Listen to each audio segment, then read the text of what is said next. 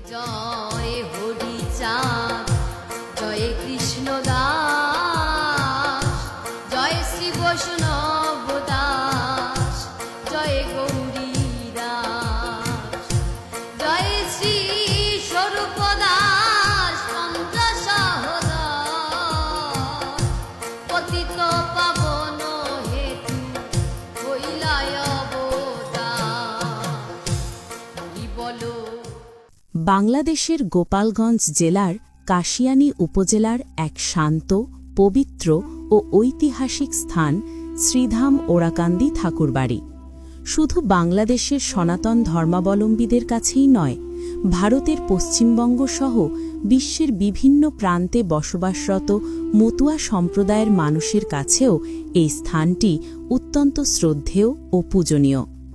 এই ওরাকান্দি ধামে জন্মগ্রহণ করেছিলেন পূর্ণ ব্রহ্মশ্রী শ্রী হরিচাঁদ ঠাকুর এবং এখানেই তিনি তার জীবনের একটি বড় অংশ অতিবাহিত করেন। পরবর্তীতে তার পুত্র শ্রী শ্রী গুরুচাঁদ ঠাকুর এই স্থান থেকেই মতুয়া আন্দোলনকে আরও বিস্তৃত ও সুসংগঠিত করেন। হাজারো বছরের ধর্মীয় ঐতিহ্যের ধারক এই তীর্থক্ষেত্র আজও লক্ষ লক্ষ মানুষের বিশ্বাস, আস্থা এবং ভক্তির কেন্দ্রস্থল।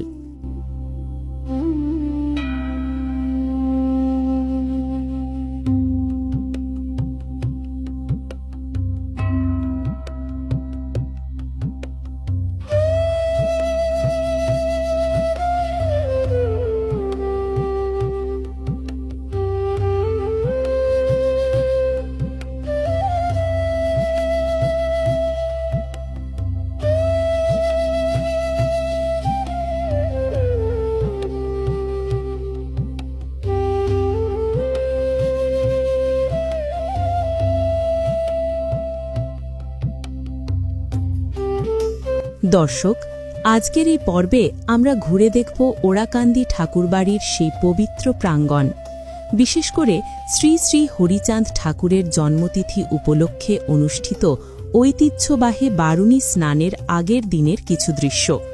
আমরা দেখব মন্দির প্রাঙ্গণের সাজসজ্জা, বারুণী মহামেলার প্রস্তুতি, পবিত্র সাগরগুলোর পরিবেশ, দোকানপাটের আয়োজন এবং ইতিহাসে ভরা কিছু স্মৃতি বিজড়িত স্থান।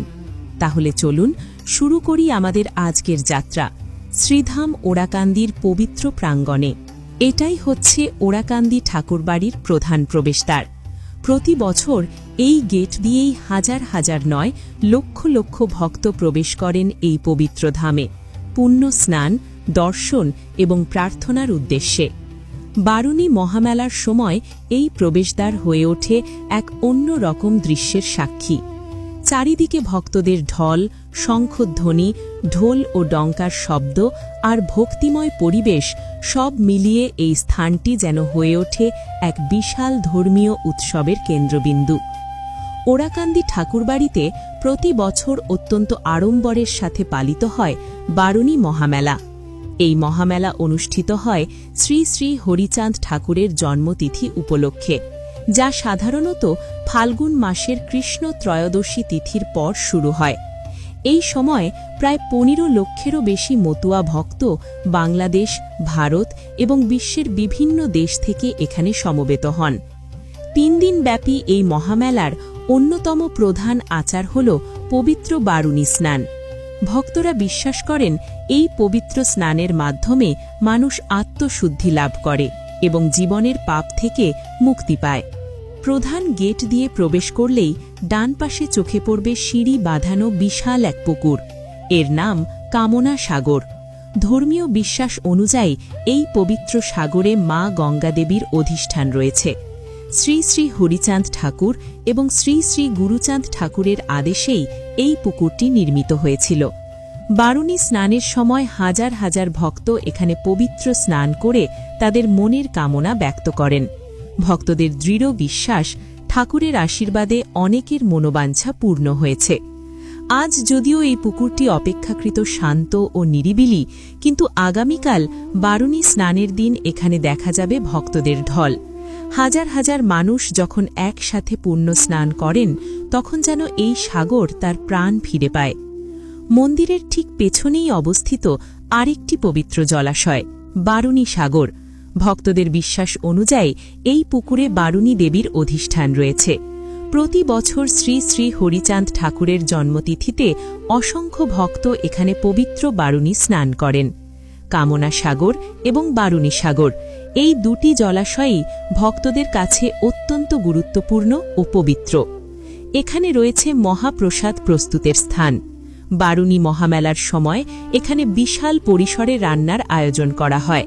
প্রায় 15 লক্ষেরও বেশি ভক্তের জন্য মহাপ্রসাদ প্রস্তুত করা হয়। অসংখ্য স্বেচ্ছাসেবক, ভক্ত এবং সেবাদাসরা এখানে নিরলস পরিশ্রম করেন। এই মহাপ্রসাদ বিতরণের মধ্যে রয়েছে এক অনন্য সামাজিক ঐক্য, ভক্তি ও সেবার উদাহরণ।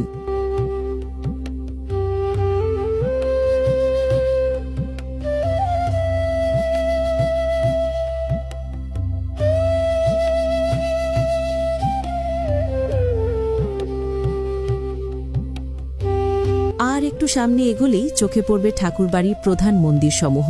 এই মন্দিরগুলোর কিছু অংশ অত্যন্ত প্রাচীন, আবার সময়ের সাথে সাথে নতুন স্থাপত্য যোগ হয়েছে। পুরনো ঐতিহ্য অক্ষুণ্ণ রেখে নতুন মন্দিরগুলোর নান্দনিকতা ও বিশালতা দূর থেকেই দর্শনার্থীদের মন কেড়ে নেয়। এটি হচ্ছে ওরাকান্দি ঠাকুরবাড়ির প্রধান মন্দির। এখন এখানে বারুণী স্নান উপলক্ষে সাজসজ্জার কাজ চলছে জোরকদমে। আজ যদিও এই জায়গাটি অপেক্ষাকৃত ফাঁকা, কিন্তু আগামীকাল এখানে এমন ভিড় হবে যে তিল ধারণেরও জায়গা থাকবে না। দূর দূরান্ত থেকে আগত ভক্তদের পদধূলি, ঢোল ডঙ্কার শব্দ এবং ভক্তিমূলক কীর্তনে মুখর হয়ে উঠবে পুরো মন্দির প্রাঙ্গণ। এই মন্দিরের ভিতরে রয়েছে শ্রী শ্রী গুরুচাঁদ ঠাকুর, তার স্ত্রী, তার পুত্র এবং পুত্রবধূর মূর্তি। গুরুচাঁদ ঠাকুর মতুয়া ধর্মের এক মহান ব্যক্তিত্ব। তিনি সমাজের জাতপাত প্রথার বিরুদ্ধে সংগ্রাম করেছেন এবং শিক্ষা বিস্তারের মাধ্যমে অবহেলিত জনগোষ্ঠীর উন্নয়নে গুরুত্বপূর্ণ ভূমিকা পালন করেছেন।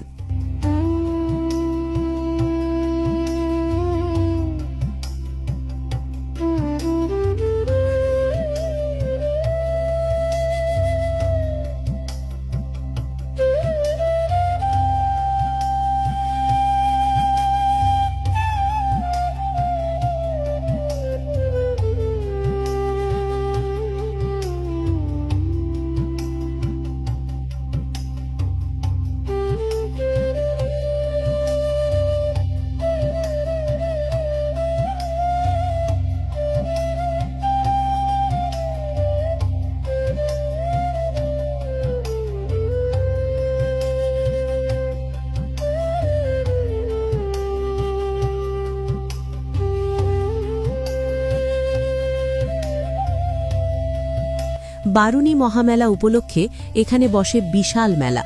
প্রতি বছর প্রায় 700 থেকে 800 দোকান এখানে আসে। এই দোকানগুলোর সাজসজ্জার কাজ এখনও চলছে। মেলায় দেখা যায় বাহারি মিষ্টি, বাতাসা, ঢোল, ডঙ্কার দোকান, খাবারের হোটেল, শীতল পাটি, ধর্মীয় সামগ্রী এবং বিভিন্ন ধরনের হস্তশিল্প। সব মিলিয়ে পুরো এলাকা হয়ে ওঠে এক বিশাল উৎসবের মেলবন্ধন।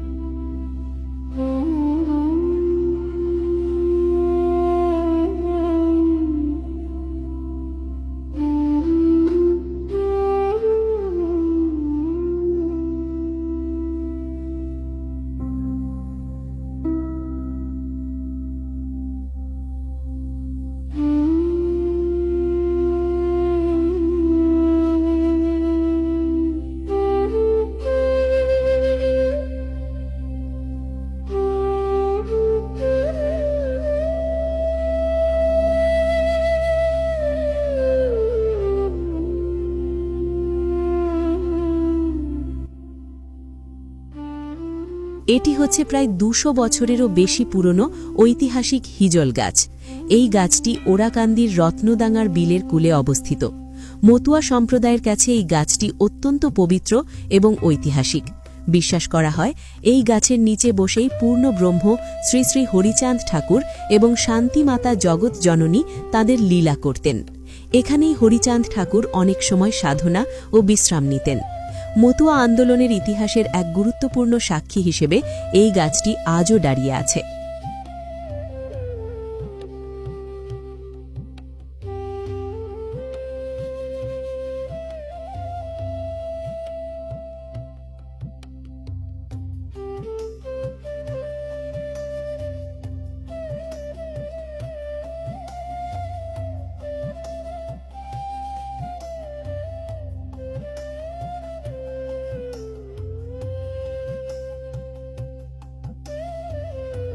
এখানে আপনারা দেখতে পাচ্ছেন একটি অস্থায়ী নেটওয়ার্ক টাওয়ার। এটি গ্রামীণ ফোন কোম্পানি স্থাপন করেছে, কারণ বারুণী মহামেলার সময় এখানে লক্ষ লক্ষ ভক্ত সমবেত হন। তাদের মোবাইল নেটওয়ার্কের চাহিদা পূরণ করতেই এই বিশেষ ব্যবস্থা করা হয়েছে।